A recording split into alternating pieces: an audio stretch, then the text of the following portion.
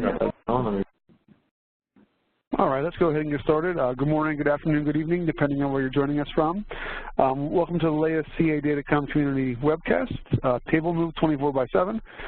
Before we get started and I hand you off to Ken, just want to let you know that since many of you are probably listening via the WebEx audio broadcast rather than being on the phone, if you have any questions, please just use the Q&A box in the WebEx.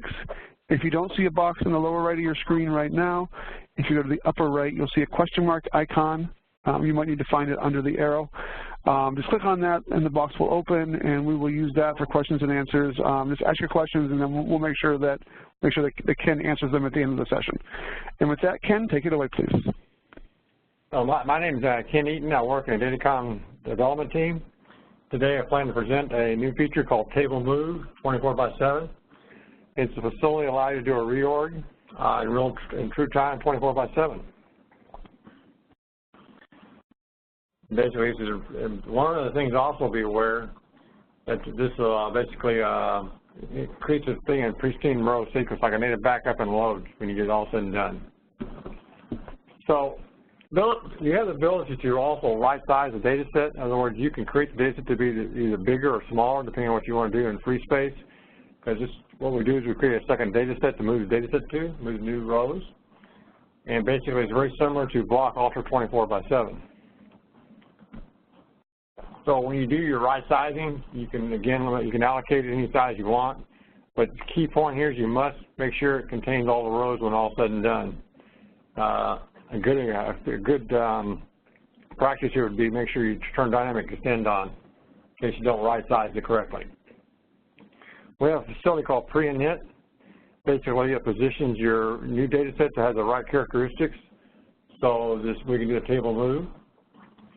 And to drive this process, we have you can do this through the console, console API in Datacom, through DBUTLTY. Excuse me. You'll see similar messages in the structure as you do for online area move. In other words, we have starting, we have ending, and we have a data set rename process. And also be aware this is a row mover, not a block mover. So as we move each row, we're going to log that event to the log. Basically, there's no need to turn this feature on because it runs as part of the SQL console or DBUTLTY console or NVS console. So how does it work? So basically, you have to allocate a new data set. It's going to be appropriate so we can consume all the rows that exist today. Plus any maintenance you're going to be going on, this is going on in real time. PREINIT will get, like I said, position the characteristics if you want. Once you do that, at that time, you can just start TM24 anytime after you got the PREINIT complete. The example of command is right below there. You just simply, that's the syntax for it. And again, you do it through the SQL console or NVS modify. When it starts, it validates the characteristics, all the rows, so you make sure it validates it and make sure we can move the rows as intended for you. As each row is being moved, we actually log the event to the log. This continues so all the rows of the original data set are consumed and now are moved to the new data set. All new edits that are taking place will go to the new data set. And these rows, as they're being added, are probably not in any key sequence. We just go into what they can fit. Once all said and done, we will delete the old data set. We will rename the new data set to be renamed to the old existing one. In order to do this, MUF will need to scratch delete access for data sets from security. If you stop this process for some reason, other than wreck a board, like you go data MUF or close the data set, next reopen will automatically restart it for you on your behalf.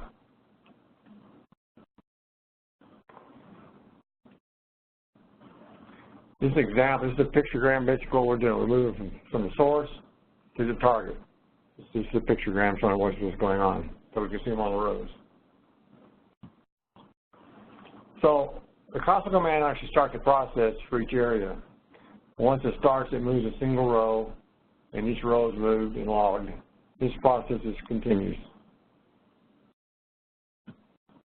Operational considerations. So if you need to stop it and you want to control the stoppage, you do a rec abort. Rec abort does not throw away the data set. You're in TM24 mode until it consumes all the rows. You'll have to get restarted eventually by issuing the console command if you do a rec abort. The reason you do a rec abort, for some reason you just want to stop the process. You've got other work you want to run or you want something to go on, but you have control of when you want to stop it. With monthly OJs, it'll stop it, or if you want to close it, you can close it.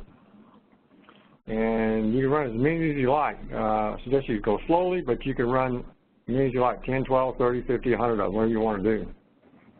Just be aware that user task areas are being consumed by this event. So if you got not enough user tasks, you may want to control the number you're running. So what does this do? What impact does that other work? You have anything you can physically get it will be impacted by this.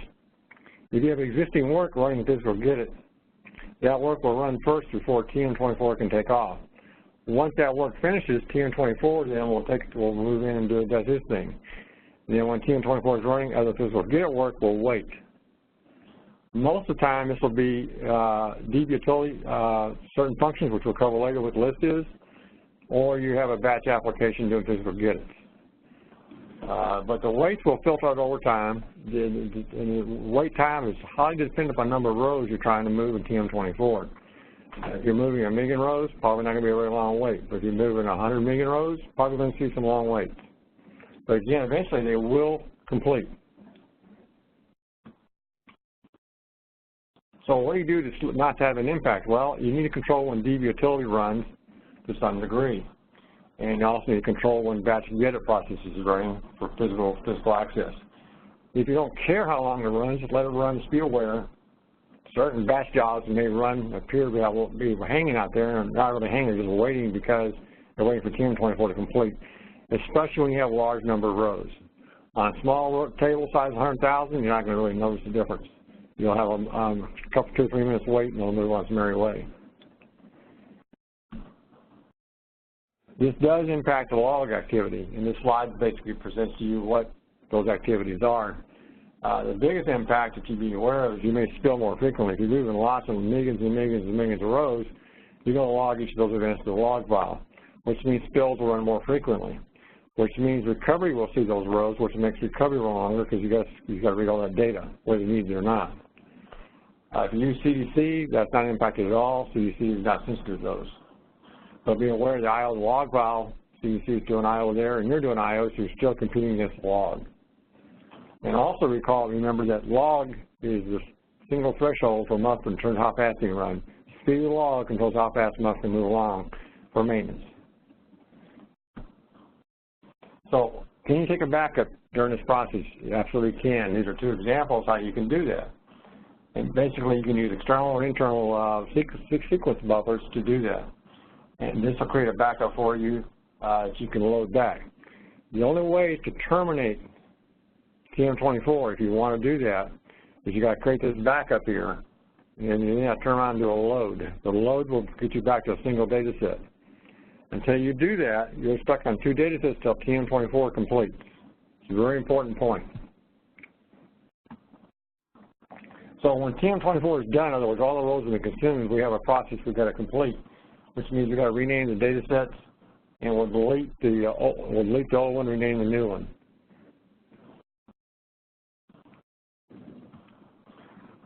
Can you run more than one time? You can do that.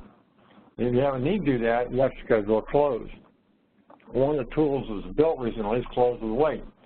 And what this does is it causes a job to hang till the close complete. So what you can do is start TM24 in a batch job. That just be the first step, and you sit there and the job will hang until the close can complete. And when the close runs, basically it will allow the second step to run and TM24 will start. But this is a mechanism we use if you just want to schedule it and you don't care when the close runs. If you've got CISS URTs open, of course, they'll just sit there and hang until you close them.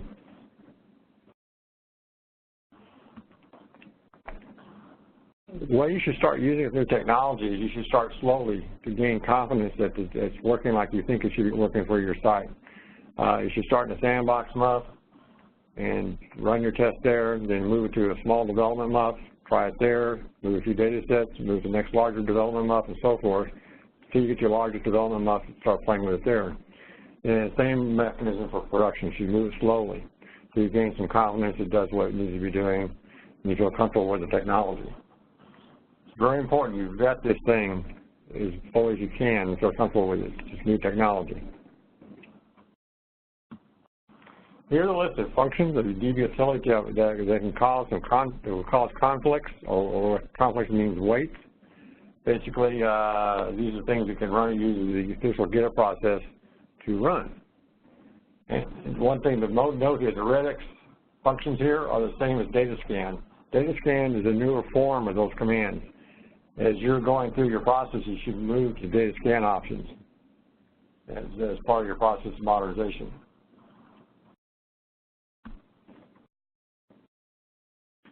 These are some more functions that can cause any backup. It's called sequence equal physical. Can get you here. Also do, this is the one last thing at the bottom down here is a what if scenario for testing different compression routines. In this example, showing press pack. And basically it uses the same type of get it processing so it can also hang. Conflict resolution. So the good news is we think everything will go through complete success. But the question is, if you think you have a problem, how are you going to find out? And we're going to talk a little bit about that. So basically, any items reading the row for a given table, you say, well, get it will hang. The good news is CISS applications can't use get it. So those are not going to be part of your picture. So mainly your batch work window will be the issue. There's also two classes of locks that you need to be aware of, or waits that can impact your process as well. The most obvious one is when the log is 100% full. Of course, this process can't run because we can't write the log. So spill fails for some reason. You will need to run a spill to move it along. The other one is the lock and unlock process. If you lock your file, lock your table, and you don't unlock it, then we're going to sit there until you unlock it. And locks and unlocks are paired. So if for some reason you lock it twice and don't unlock it, you got to unlock it twice. Just remember that locks and unlocks are paired. How do you document the conflict? If you think you have a problem, how do you pursue it? This is a list of examples of things you can run to collect documentation for the problem. The last two are new features in 15.1. There's a PTF number that delivers those features. And the status all is really something interesting you should probably look at. The status job, which you look at just information on a job basis. Status command you see there, whatever flavor you run will result in the same results back to you. So basically, a status online remove, status BA24, status TM24, status TA24 will result in the same results coming back to you. Just different forms, the same command. There's some new messages that we generate to help you with this, tracking any issues you may think you may have. The most interesting one here is probably the message detail G. And this gives you a list of things that use the get commands that may have conflicts. And that's the message number you'll see them under. Another one you will like is the replacement we consider for 102, DB00102 is DB00151. And this will give you a lot more information about what the job is doing in terms of work. And the last one is for support. If you need some help, support, well, I recommend you turn this on to get more documentation if you think you have a problem. These are examples of the messages, which is very similar you're going to see for if you use online remove, TA24. This is very similar file messages. And the status on online, you see what it shows there. Then a slide, the status, online remove. Unfortunately, not really readable.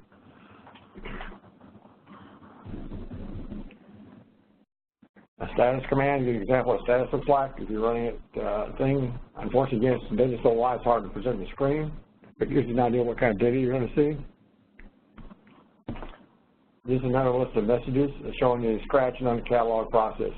Just be aware that MUF needs to have access rights to do this work. If you don't give it to it, then you're going to get a top security error. It's going to give you that, like a 913 says you can't do it. So just make sure MUF has the right privileges before you start this. This message here, 2043I, basically tells you what has run in terms of the new tool set that Datacom has been delivering for the last couple of years. basically this slide describes what they mean and what it means to you, and how you can present a block and what you got to do to unblock it.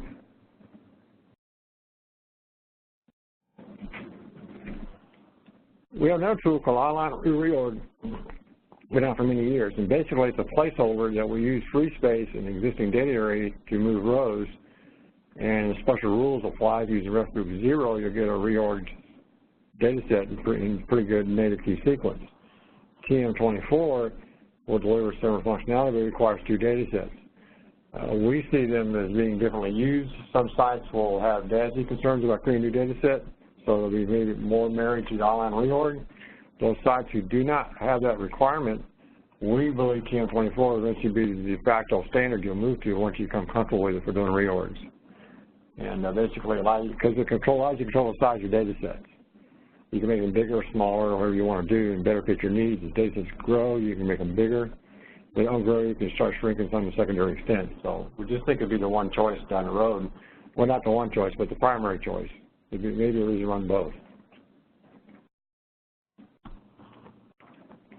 So why you do this is you want better block usage, so the buffer pools can be more efficient for doing native key sequence data. This will impact your native key sequence reports. Will run better if you run these.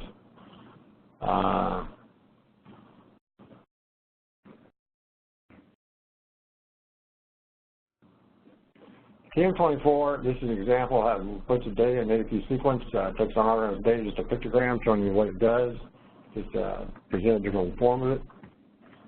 Okay, when you get ready to try this technology, it is critical, I repeat, critical that you need to become current on maintenance when you start this process in the first month you try this in. And as you move it forward, you need to move that maintenance along with it. And so, for example, in your sandbox month, you bring it current, then try this tool, become comfortable with it. Next month, you want to put it in, move the maintenance forward to the next development month, make sure then you start running your testing and see how you like it, and so forth. So there's a pairing here. You should move the maintenance along before you actually run this new technology. Now, as far as keeping MUF healthy, we strongly recommend you keep moving maintenance into your MUF as you try new features. Make sure the maintenance goes in first. If there's any questions at this time, I'd be glad to take them.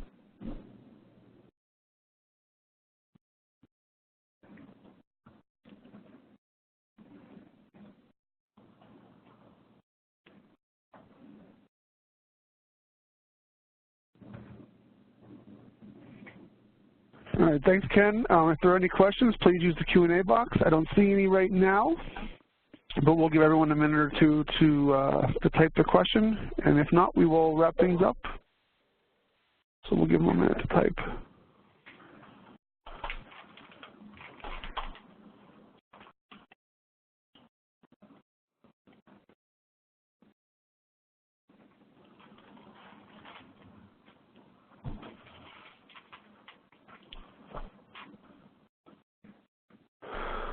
All right, I don't see any questions coming in, so Ken and Nancy, thank you very much, and I'll get this recording posted in the next day or so, and have a great day, everybody. Hey, thank you. Thank you. Okay, bye-bye.